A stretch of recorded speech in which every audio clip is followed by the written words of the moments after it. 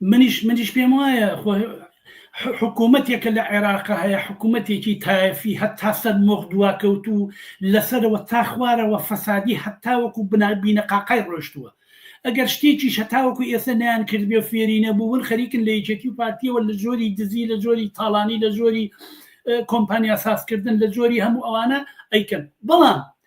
بەهۆی چێشمەکێشێکەوە کە لە نێو باڵی جۆرا و جۆری ناو ئەو دەسەڵاتە کە هەیە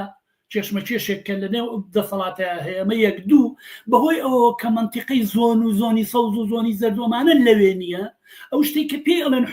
حکوومەتێک لەوێ هەیە و پەرلەمانەکان چێشمەکێشەکەن لەگەڵ یەکتریا لەسەر بە هەر حاڵە سەر هەچیەکە موچە لە کاتی خۆیان ئەدەن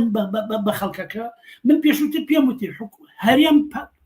ینی کارەبای عێراق بە سێ شێوە دابینەکرێ بە سێ شێوە بەشێکی لەناو خۆ دابینەکرێ بەشێکی لە ئێرانەوە ئەیکردن بەشێکی کوردستان ئەیداتێ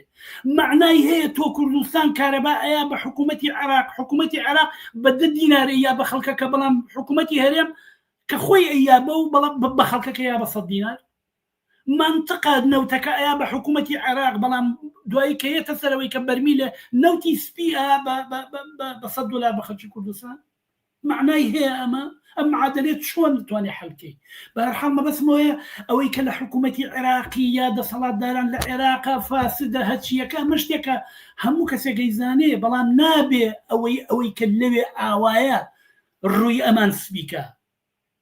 بە هیچ شێوەیەک نابێت ڕووی ئەمان سپیکە ئێمە لەگەڵ ئەمانە خەریکین لەسەر